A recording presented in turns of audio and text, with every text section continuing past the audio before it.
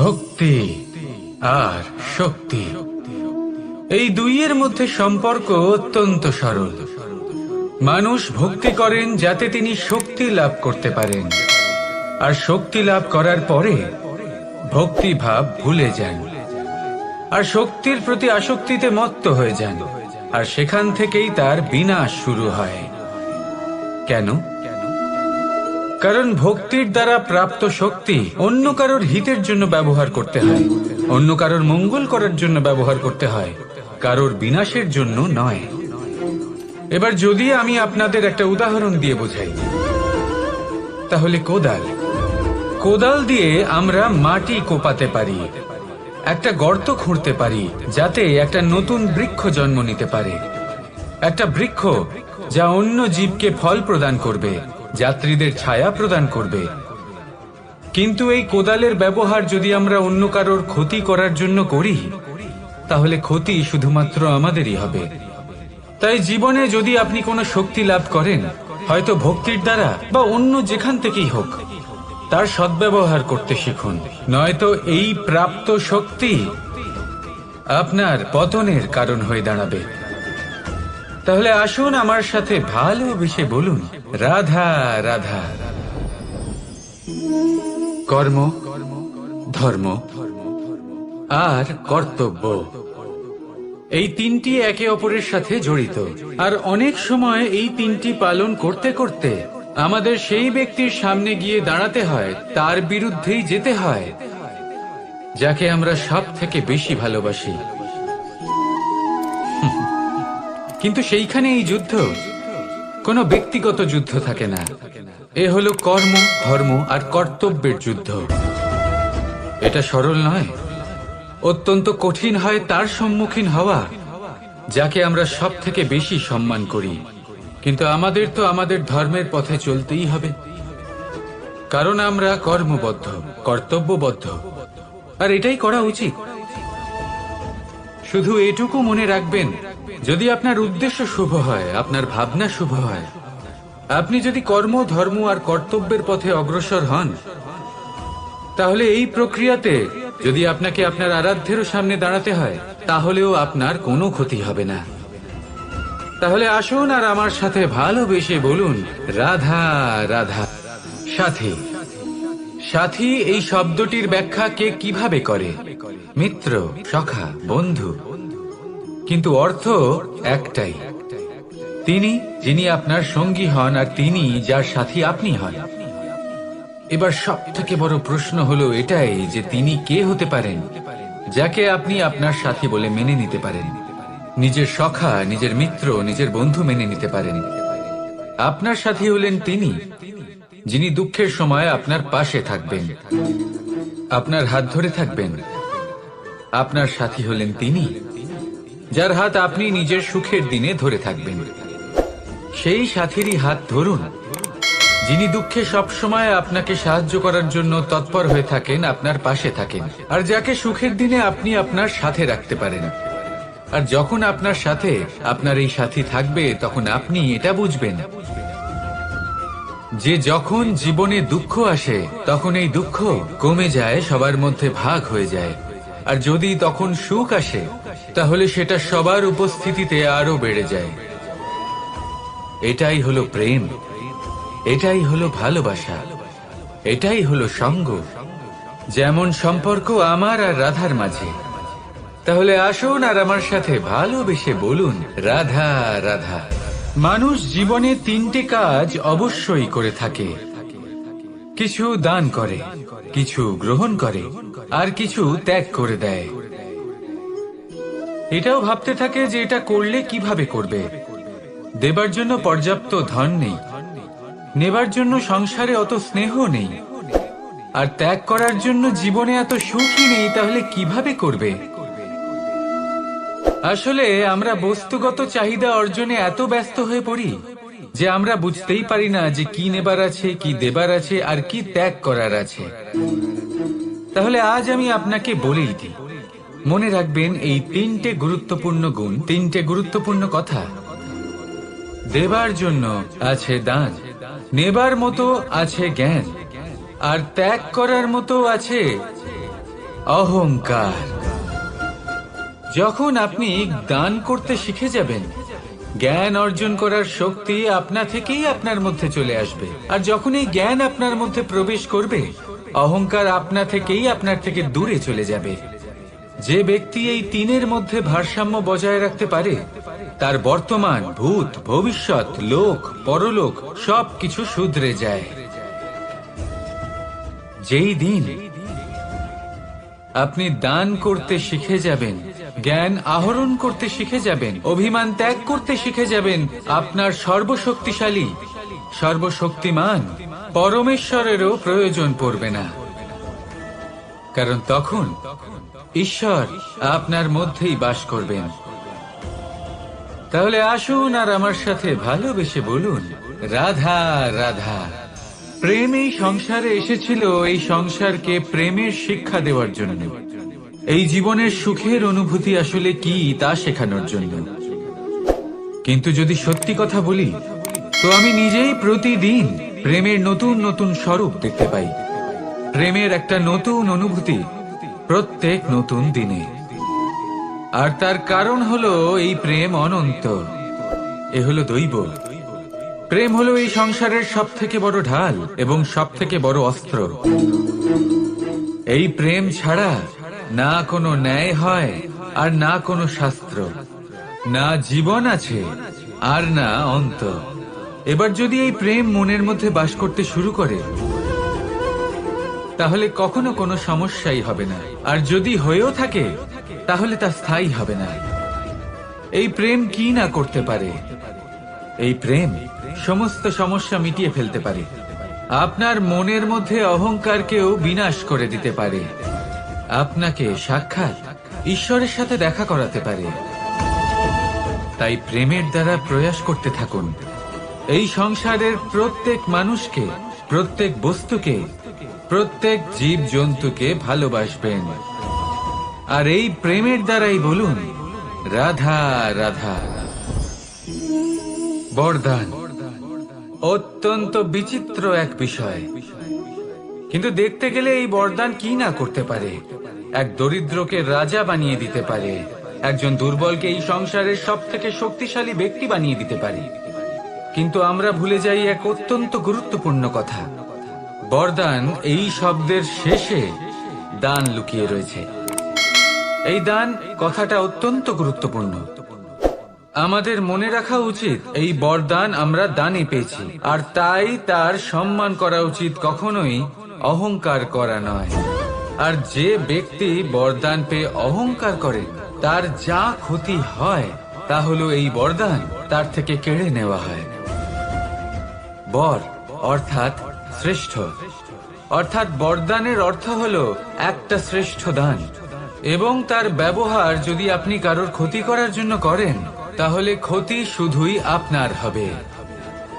তাহলে এই বরদানের সম্মান করুন, উচিত পথে চলুন, আর উচিত উদ্দেশ্য নিয়ে এর ব্যবহার করুন। সব কিছু ভালোই হবে। তাহলে আসুন আর আমার সাথে ভালোবেসে বলুন, রাধা রাধা। আজ আমি আপনাকে এমন এক গল্প শোনাবো যা আমার নন্দ বাবা আমাকে শুনিয়েছিলেন যখন আমি ছোট ছিলাম। কাহিনী একজন সাধু আর একজন বিছের। একবার এক সাধু নদীর পাড়ে স্নান করছিলেন। উনি দেখলেন যে জলের প্রবাহে একটা বিছে ভেসে যাচ্ছে। তার প্রাণ বাঁচানোর জন্য উনি তাকে তুলে নদীর পাড়ে রাখার চেষ্টা করলেন, কিন্তু যেই সেই বিছেকে উনি হাতে তুললেন, সেই বিছে ওনাকে কামড়ে দিল। সাধু আবার চেষ্টা করলেন, সেই বিছেকে হাতে নেওয়াতে সে আবার তাকে কামড়ে দিল। আরো একবার চেষ্টা করাতে ওনার শিষ্য ওনাকে জিজ্ঞেস করল, এ আপনি কি করছেন গুরুদেব? এসব কি হচ্ছে? আপনি তারই প্রাণ বাঁচানোর চেষ্টা করছেন যে আপনাকে কামড়ে দিচ্ছে। গুরুদেব উত্তর দিলেন যে ও বিছে হয়েই নিজের কর্ম করছে, নিজের প্রবৃত্তি, নিজের ব্যবহার বদলাচ্ছে না। তাহলে আমি সাধু হয়ে তা কেন বদলাবো? এর তাৎপর্য হলো সরল, যে সংসারে কিছু মানুষ আছেন যারা হয়তো খারাপ, দুষ্ট প্রকৃতির, আর হয়তো তারা কখনোই বদলাবেন না, কখনোই কোনো পরিবর্তন আসবে না। কিন্তু তার মানে এই নয় যে আমরা আমাদের কর্ম করা ছেড়ে দিই। আমরা আমাদের প্রচেষ্টা ছেড়ে দেব? আগে না, আমাদের তো করতেই হবে, কারণ ইতিহাস সাক্ষী আছে যে এই চেষ্টা এই সংসারের ধারাকেও বদলে দিতে পারে। তাহলে আপনিও আসুন আর আমার সাথে ভালোবেসে বলুন, রাধা রাধা। এই সংসারে কোনো বস্তু হোক বা ব্যক্তি হোক, তার একার গুরুত্ব কিন্তু খুব বেশি নয়। একটা উদাহরণ হিসেবে বৃষ্টির ফোঁটাকে ভেবে দেখুন। যদি একটি বৃষ্টির ফোঁটা হয় তাহলে তার খুব বেশি গুরুত্ব থাকে না, কিন্তু যখন সহস্র বৃষ্টির ফোঁটা মেঘের মধ্যে দিয়ে ঝরে পড়ে, তখন সেটা বর্ষার রূপ ধারণ করে। সেই বর্ষা যা এই প্রকৃতিকে শান্ত করে। সেইভাবেই পাথরের ছোট টুকরো, তার খুব বেশি গুরুত্ব থাকে না, কিন্তু যখন অসংখ্য পাথরের টুকরো একত্রিত হয় তখন তা পর্বতের আকার ধারণ করে। সেইভাবেই কিছু মানুষ যখন একত্রিত হন তখন তৈরি হয় পরিবার, কিছু পরিবার যখন একত্রিত হয় তখন তৈরি হয় সমাজ, যখন অনেক সংখ্যক সমাজ একত্রিত হয় তখন তৈরি হয় রাজ্য। এবার এই রাজ্যের সব থেকে গুরুত্বপূর্ণ ব্যক্তি হতে পারেন রাজা, কিন্তু তাও সেই রাজা একা কিছু করতে পারেন না। যুদ্ধ লড়ার সময় তারও নিজের সৈন্যদলকে প্রয়োজন পড়ে।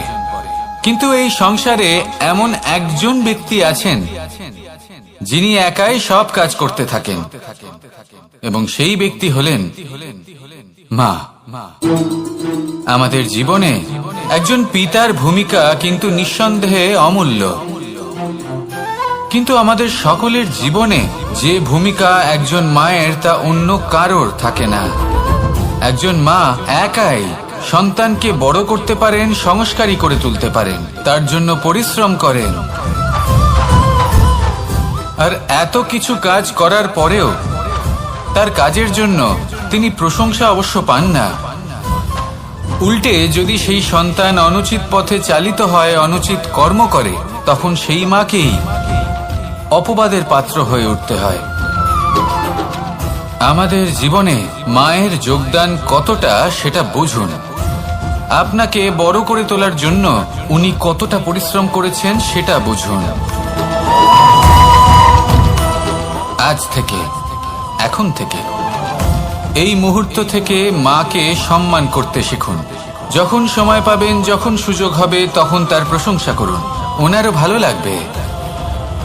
আর মায়ের এই মমতার জন্য, তার এই ভূমিকার জন্য আসুন সবাই মিলে আমরা তাকে প্রণাম করি, আর সকলে মিলে ভালোবেসে বলি, রাধা রাধা। মানুষের মানসিকতা এমন হয় যে সে যতটা করে আশা করে যে তার থেকে অনেক বেশি তার বদলে সে পাবে। দেখুন, সবকিছুই আপনার ভাবনা চিন্তার উপর নির্ভর করছে। আপনি যদি ফলের বিষয়ে ভেবে কর্ম করতে থাকেন তাহলে সেটা অনুচিত। জীবনের আসল আনন্দ হলো নিজের কর্ম করতে থাকা, ফলের চিন্তা করা উচিত নয়। যদি আপনি এরকম ভাবেন যে আমি এতটা করছি, আমার এতটা পাওয়া উচিত, সেই ভাবনা অনুচিত। যদি আপনি সেবার মানসিকতা নিয়ে কর্ম করতে থাকেন, কর্মচক্রে প্রবাহিত হন, যদি আপনি এমন ভাবনা রাখেন যে আমি এতটা পাচ্ছি তাই এর থেকে অনেক বেশি আমি কর্ম করব, তাহলে নিশ্চিত রূপে আপনি যতটা করছেন তার থেকে অনেক বেশি আপনি পাবেন, আপনার আশার থেকে অনেক বেশি আপনি পাবেন। শুধু জীবনে অনেক বেশি কাজ করতে থাকুন, ফলের চিন্তা করবেন না। আর মনে রাখবেন, এই ভাবনাই সব থেকে বড় বীজ। কর্মের উপর বিশ্বাস রাখুন, জীবনে যা যা আপনি চান সবই সুখময় হবে। আসুন আর আমার সাথে ভালোবেসে বলুন, রাধা রাধা। আপনি কখনো পর্বতের শিখরে উঠেছেন? আপনি দেখতে পাবেন পর্বতের পদতলে প্রচুর সুন্দর ফুল রয়েছে, সবুজ বনানী রয়েছে। যত আপনি ওপরে উঠতে থাকবেন তত ফুল কমতে থাকবে, সবুজ বনানী কমতে থাকবে। আরো কিছুটা ওপরে উঠলে কাঁটা জাতীয় গাছ দেখতে পাবেন, শুকনো গাছ দেখতে পাবেন। আরো যদি ওপরে ওঠেন তাহলে পাষাণ দেখতে পাবেন। আরো উপরে উঠলে হিমখণ্ড দেখতে পাবেন। এই যে পর্বত, তা মনুষ্য জীবনের সব থেকে উত্তম উদাহরণ। মানুষ যখন সাফল্যের শিখরে পৌঁছতে চান, মহানুভবতার শিখরে পৌঁছতে চান, পথে যত আস্তে আস্তে উপরে উঠতে থাকেন ততই ভৌতিক বস্তু তার থেকে বিচ্ছিন্ন হতে থাকে। যদি তিনি সেই ভৌতিক বস্তুগুলি ত্যাগ না করতে পারেন, তাহলে কখনোই সেই স্থানে পৌঁছতে পারবেন না। আর মানুষ যদি উচিত ত্যাগ করতে পারেন, পথে অগ্রসর হতে থাকেন, এগোতে থাকেন, তাহলে একদিন না একদিন তিনি মহানুভবতার, জ্ঞানের, সাফল্যের হিমের স্বাদ অবশ্যই লাভ করবেন। মনে রাখবেন, মানব জীবনের ত্যাগ হলো অত্যন্ত গুরুত্বপূর্ণ অংশ। আসুন আমার সাথে ভালোবেসে বলুন, রাধা রাধা। আপনি কখনো কোনো বাজকে নিজের বাসা বানাতে দেখেছেন? এই বাজ যখনই কোনো বাসা বানায় তখন উঁচু গাছের ডালে বা কোনো পর্বতের শিখরে বাসা বানায়, অনেক উচ্চতায়। আর সেখানে তার সন্তানও জন্মগ্রহণ করে। যখন এই সন্তানেরা জন্মায় তখন এই বাজ খুবই ভালোবেসে এবং খুব সাবধানে এদের পালন পোষণ করে। নিজের ঠোঁট দিয়ে তাদের ঠোঁটে খাবার পরিবেশন করে। কিন্তু যেই সেই সন্তানেরা হৃষ্টপুষ্ট হয়ে যায় এবং সেই কথা বাজ নিজে বুঝতে পেরে যায়, সেই বাজ নিজেই সেই বাসা ছিন্ন ভিন্ন করে দেয়। সেই সন্তান যাদের সবেমাত্র ডানা গজিয়েছে, কিভাবে উঠতে হয় তারা জানে না, সেই সন্তানগুলিকে উচ্চতা থেকে ঠেলে দেয়। সেই সন্তান প্রথমে ভয়ভীত হয়ে যায়। তারা সামনে মৃত্যুকে দেখতে পেয়ে ভয়ের কারণে তাদের ডানা ঝাপটাতে থাকে। আর সেই প্রক্রিয়াতেই সেই সন্তানগুলি উড়তে শুরু করে দেয়। এবার এই ঘটনায় আমরা কি শিক্ষা পেতে পারি? এটাই, যদি আপনি মাতা পিতা হন তাহলে নিজের সন্তানকে অবশ্যই স্নেহ করুন, কিন্তু তাদেরকে নিজের আঁচলের তলায় বেঁধে রাখবেন না। যদি আপনি চান আপনার সন্তান জীবনে উন্নতি করুক, তাহলে নিজের মুঠো থেকে তাদের স্বতন্ত্র করে দিন। এই সংসারে সংঘর্ষ করতে দিন।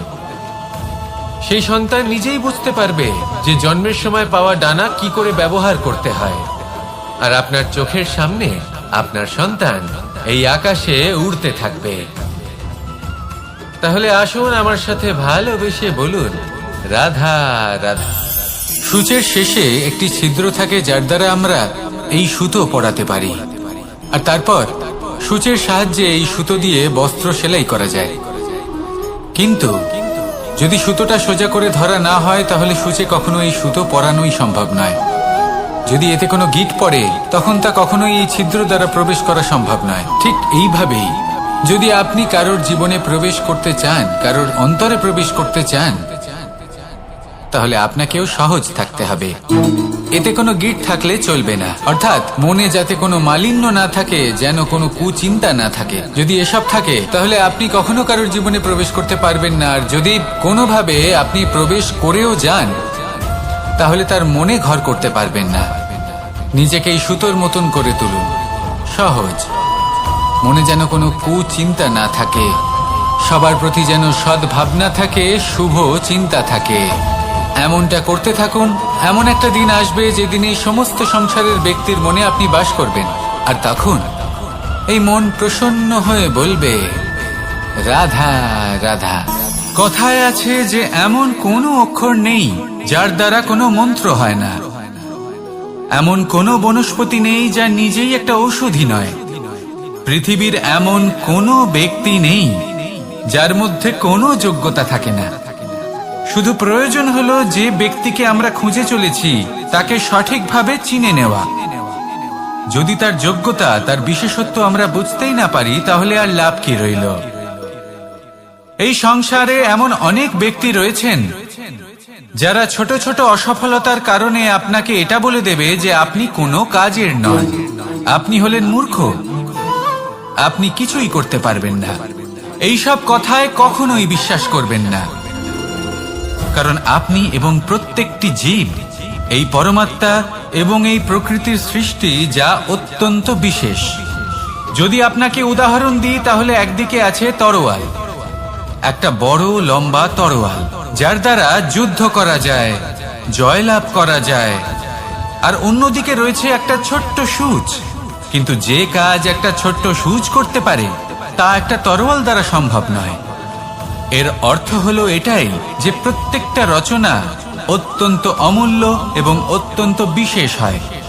তাহলে বিশ্বাস রাখুন যে আপনি অত্যন্ত বিশেষ একজন।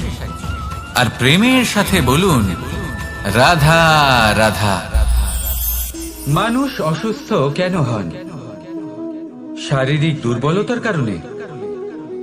না, মানুষ অসুস্থ হন তার মানসিকতার কারণে, তার বিবেকের কারণে, তার কর্মের কারণে, তার ক্রোধের কারণে। আর যখন কেউ সুস্থ হন, ঠিক হয়ে যান, তার মানে এটা নয় যে শুধু ওষুধের জন্য তিনি সুস্থ হয়েছেন। না, এটা কারোর তার প্রতি প্রেমের প্রভাব, বিশ্বাসের প্রভাব, সম্বলের প্রভাব। শুধুমাত্র ওষুধ দিয়ে কিছুই হয় না।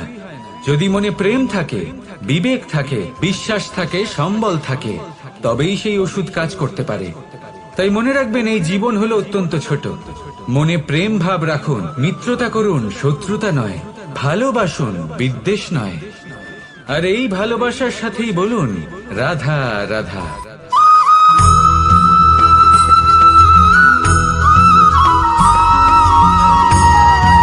এই সংসারের সব থেকে বড় সুখ কি? কেউ বলবেন নিজের লক্ষ্য প্রাপ্ত করা, কেউ বলবেন ধন উপার্জন করা, কেউ বলবেন নিদ্রাই সব থেকে বড় সুখ, কেউ বলবেন রাজ্য লাভ করা, আবার কেউ বলবেন মাতার হাত থেকে খাবার খাওয়া, আদি ইত্যাদি। কিন্তু যদি সত্যি কথা বলি, এই সংসারের সব থেকে বড় সুখ হলো সেবা করা। কখনো কাউকে সেবা করে দেখুন। এই সেবা দ্বারা অন্য কোনো মানুষের আশীর্বাদ লাভ করাতেই সুখ রয়েছে। আপনার সেবা ভাব দ্বারা যখন কোনো মানুষ নিজের অন্তরাত্মা থেকে আপনাকে আশীর্বাদ করে, তার থেকে বড় সুখ আর কিছুই নেই। কারণ প্রত্যেক মানুষের মধ্যে ঈশ্বর বাস করেন। নরের সেবাই হলো নারায়ণের সেবা। নিষ্কাম সেবা করাই হলো সব থেকে বড় সুখ। তাই নিজের অন্তরে সেবার এই ভাব জাগ্রত করুন। যে সুখের কথা আমি বলছি, সেই সুখ অনুভব করেই দেখুন। এই মন সুপ্রসন্ন হয়ে বলবে, রাধা রাধা।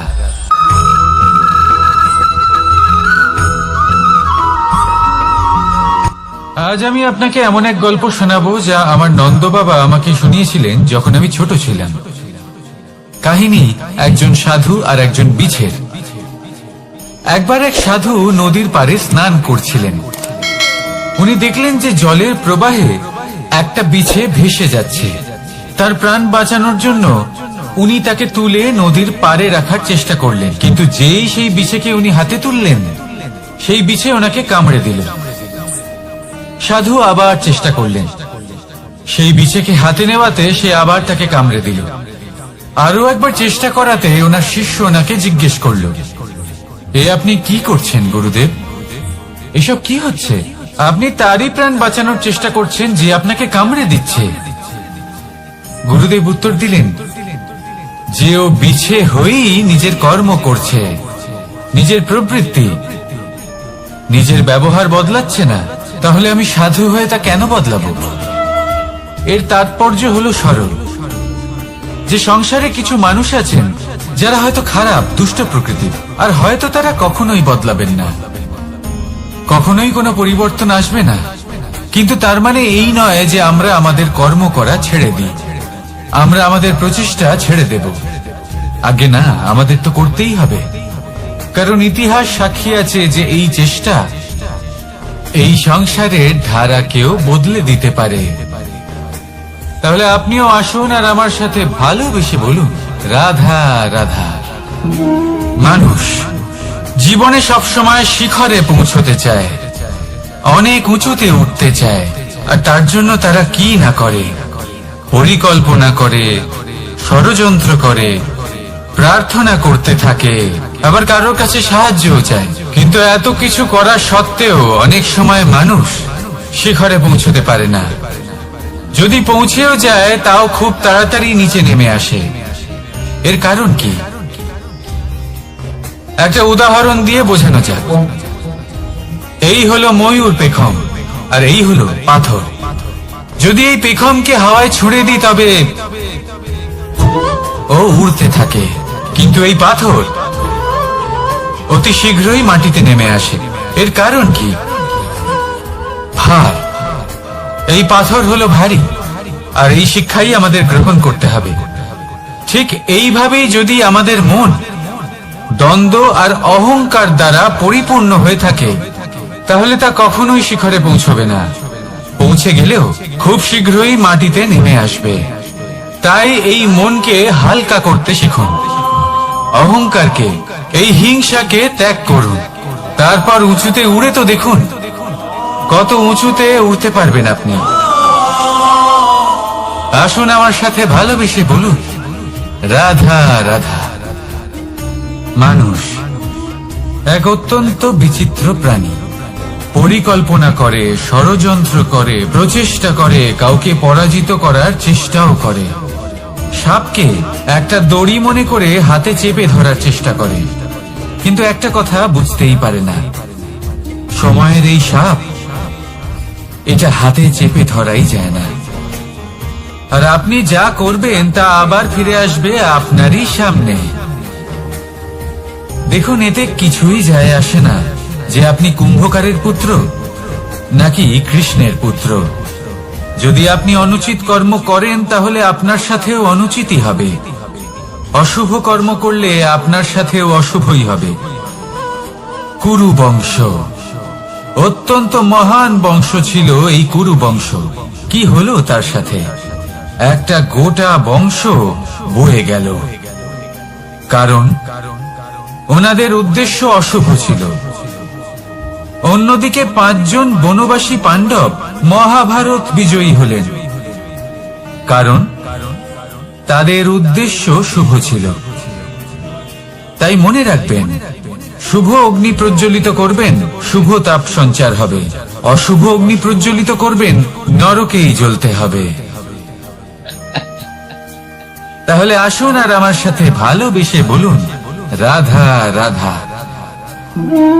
মানুষ জীবনে সবসময় সুখ পেতে চান, কিন্তু এই সুখ, এটা আসলে কি? এই সুখের আসল রূপ কি? আমি বলি, সুখের আসলে 2টি রূপ হয়, বাহ্যিক সুখ, আত্মিক সুখ। আর এটা ঠিক তেমনই হয় যেরকম আমাদের শরীরের সাথে জড়িত ছায়া আর আমাদের শরীরের মধ্যে বসবাসকারী আত্মার। যদি ছায়ার কথা ভেবে দেখেন তাহলে বুঝতে পারবেন, আমাদের শোবার সময় ভোরবেলা এই ছায়া অনেক বড় হয়ে যায়। যখন এই সূর্য মাথার উপরে চলে আসে, তার তাপ বেড়ে যায়, তখন এই ছায়া ছোট হয়ে যায়। আর যেই অন্ধকার নেমে আসে, এই ছায়া আপনার সঙ্গ ত্যাগ করে।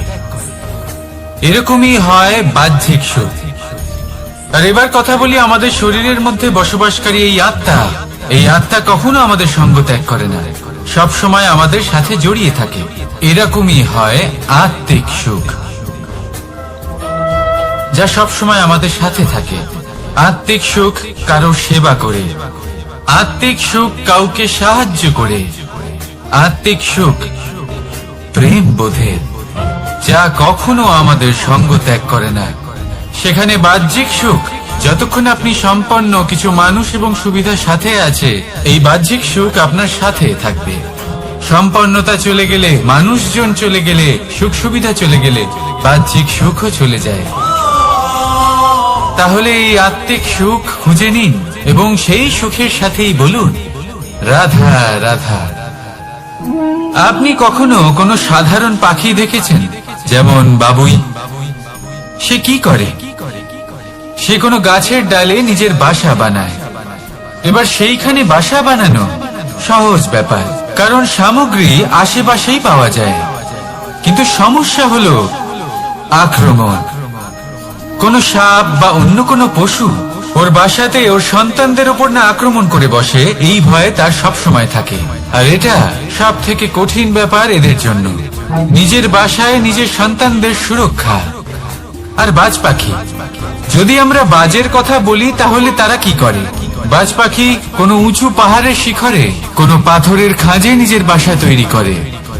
এবার ওখানে বাসা বানানো একেবারেই সহজ ব্যাপার নয়, কারণ সামগ্রী আশেপাশে পাওয়া যায় না, দূর থেকে নিয়ে আসতে হয়।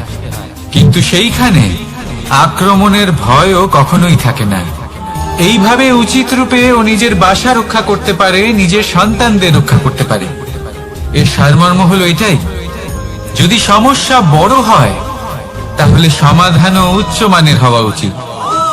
একটা বাজ পাখির মতো ভাবা আরম্ভ করে দিন। জীবনে যে কোনো সমস্যা ছোট মনে হবে।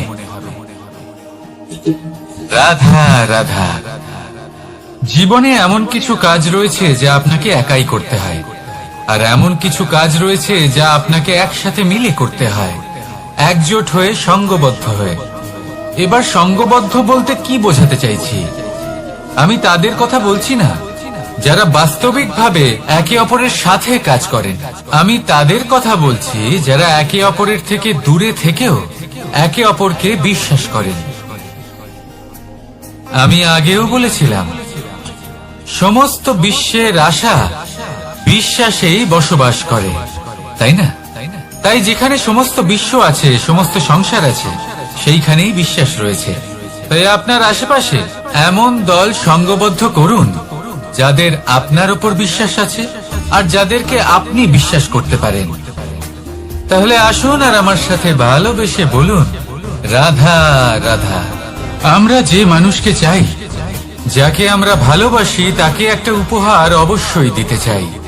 এমন এক উপহার যা ওনার ভালো লাগবে, যা শ্রেষ্ঠ হবে, অতি প্রিয় হবে, বহুমূল্য হবে, বা বলতে পারেন মূল্যবান হবে।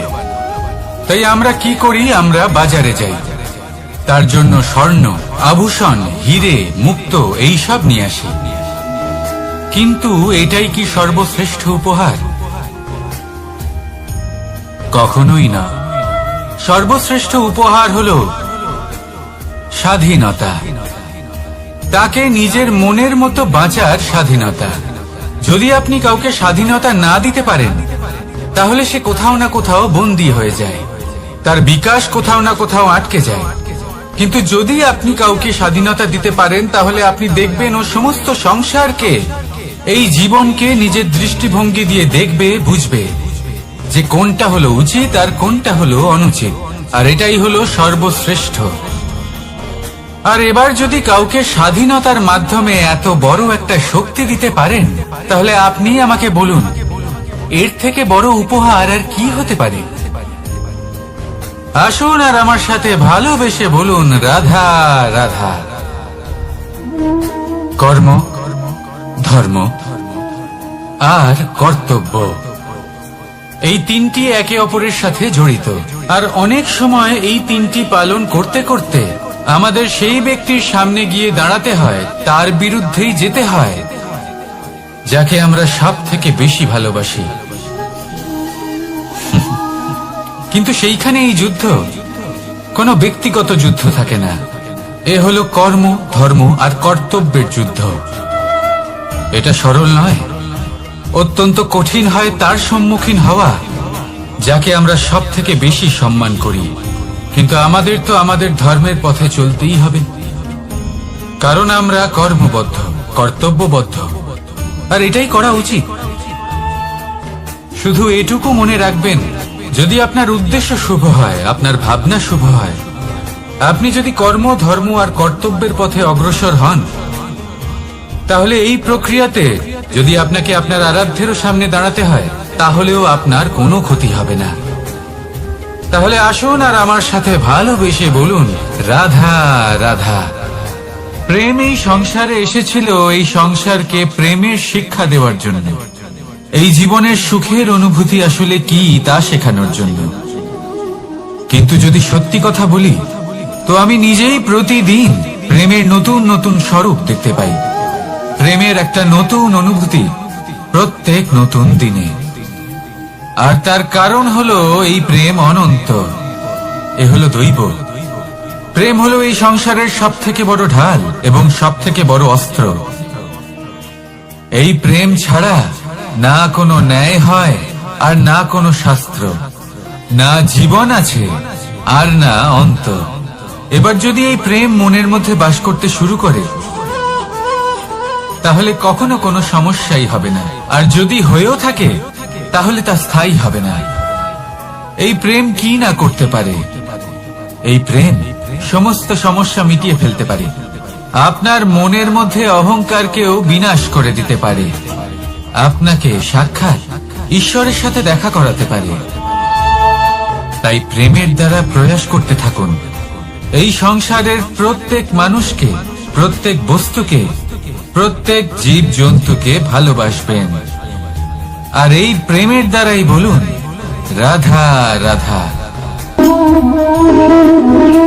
প্রশান্তি, যুদ্ধ, নিদ্রা মানুষের জীবনের একটা অত্যন্ত গুরুত্বপূর্ণ সুখ এবং প্রয়োজনীয়তাও। দেখতে গেলে এই সংসারের প্রত্যেক পশু পাখি, প্রত্যেক জীব অবশ্যই নিদ্রা প্রাপ্ত করেন, কিন্তু মানুষ, যার মধ্যে বিচার বিবেচনা করার শক্তি অন্যদের থেকে অনেক বেশি, তার কিন্তু ঘুমের কিছু সমস্যা অবশ্যই হয়। কি বলেন? তাই তো। এবার এর কারণ কি? চিন্তা। এবার চিন্তা আমাদের সবার জীবনে আছে। আমরা সকলে জানি যে চিন্তা কখনো আমাদের সাহায্য করে না, তাও আমাদের জীবনে আছে। কেন? চিন্তার মাধ্যমে কি কখনো কোনো সমস্যার সমাধান হয়েছে? অর্থের চিন্তা করলে কি অর্থ লাভ হয়? ভবিষ্যতের চিন্তা করলে কি ভবিষ্যৎ ঠিক হয়ে যায়? স্বাস্থ্যের চিন্তা করলে কি স্বাস্থ্য নিজে থেকেই ঠিক হয়? হয় না। তাহলে এই সব কিছু থেকে আমাদের একটা ছোট্ট শিক্ষা অবশ্যই লাভ করা উচিত। আপনিও আপনার কাঁধ থেকে চিন্তার এই বোঝা নামিয়ে ফেলুন। আর ইচ্ছে, এই সব ইচ্ছে একত্রিত হয়ে আমাদের মনে চিন্তা উৎপন্ন করে। তাই এই চিন্তাগুলিকে ত্যাগ করুন। প্রকৃতির প্রেমের উপর বিশ্বাস রাখুন। মনে রাখবেন, যিনি চিন্তা মুক্ত হবেন তিনি চিতা মুক্ত হবেন। সুখের নিদ্রা প্রাপ্ত করুন, আর নিদ্রায় যাবার আগে আমার সাথে ভালোবেসে বলুন রাধা রাধা। মহাদেব, সেই দেবতা যিনি মহান, যাকে দেবতাদের দেবতা বলা হয়, যিনি হলেন আমার আরাধ্য। কখনো আপনার মনে এই প্রশ্ন এসেছে যে শিবকেই কেন মহাদেব বলা হয়, অন্য কোনো দেবতাকে কেন বলা হয় না? সেই কারণে, কারণ মহাদেবের মধ্যে, ওনার মধ্যে এমন এক বিশেষ গুণ রয়েছে যা অন্য কারণ নেই। তা হলো নিঃস্বার্থ হয়ে মানুষের সেবা করা। যদি প্রয়োজন পড়ে, যদি সৃষ্টির পথে বিনাশের কালো মেঘ ছেয়ে থাকে, তখন নিজের প্রাণের চিন্তা না করে হলাহল পান করার জন্য প্রস্তুত থাকেন মহাদেব। আর এই অদ্বিতীয় ত্যাগের জন্যই শিবকে মহাদেব বলে ডাকা হয়। এবার যদি কোনো মানুষও নিঃস্বার্থ ভাবনার দ্বারা নিজেকে অর্পণ করে দেয় এই জগতের কল্যাণের জন্য, মানুষের সেবার জন্য, তাহলে তিনিও মহাপুরুষ, মহামানব হতে পারেন। যদি কেউ অভুক্ত থাকেন, তাহলে নিজের থালা থেকে অর্ধেক খাবার তাকে দিয়ে দিন। যদি কেউ অসুস্থ হন, তাহলে তাকে সেবা করার, চিকিৎসা করার চেষ্টা করুন। এই জীবন শুধু নিজের জন্য নয়, অন্যদের প্রতি, সমস্ত সংসারের প্রতি উৎসর্গ করুন। যদি এইসব মানুষ শিখে যান, তাহলে তিনি মহাদেবের পথে অগ্রসর হতে পারেন। যদি মানুষ নিঃস্বার্থ ভাবনার দ্বারা এই সংসারের সেবা করতে শিখে যান, তাহলে তিনি নিশ্চিত রূপে মহামানব অবশ্যই হতে পারবেন। আসুন আমার সাথে ভালোবেসে বলুন রাধা রাধা। স্বর্ণ, হিরে, মুক্ত, মানিক, এই সব কিছুকে আগে পাথর বলা হতো। তাহলে এমন কি হলো যে এদের রত্ন বলা হয়? আর রত্ন তা বাস্তবে আসলে কি? এটা হলো সেই পাথর যাকে আগে আগুনের তাপ সহ্য করতে হয়েছে, পরখ করা হয়েছে, যাচাই করা হয়েছে, এদের কাটার চেষ্টা করা হয়েছে, কিন্তু তারা কখনোই নষ্ট হয়নি, বরং তারা আরো উদ্ভাসিত হয়েছে, আরো উজ্জ্বল হয়েছে, এই সংসারে আরো প্রকাশ ছড়িয়ে দিয়েছে। সেই জন্য এরা হলো এত অমূল্য, সেই জন্য এরা হলো বহুমূল্য, সেই জন্য এদের রত্ন বলা হয়। এবার মানুষের কাছেও এই নির্বাচনের অধিকার রয়েছে যে আমরা শুধু পাথর হয়ে থাকব নাকি রত্ন হয়ে থাকব। কিভাবে? আমাদের জীবনেও অনেক সমস্যা রয়েছে, বাধা আছে, বিপত্তি আছে। আমরা সেই বাধার তাপে উত্তপ্ত হই, এই সমস্যা আমাদের কাটার চেষ্টা করে। অনেক মানুষ বিভিন্ন পরিস্থিতি আমাদের ভাঙার চেষ্টা করে, কিন্তু আমাদের নষ্ট হলে চলবে না। যেভাবে এই রত্ন সমস্যার সম্মুখীন হয়ে পাথর থেকে রত্ন হয়েছে, সেইভাবেই আমাদেরও আমাদের সমস্যার সম্মুখীন হয়ে রত্ন হয়ে উঠতে হবে।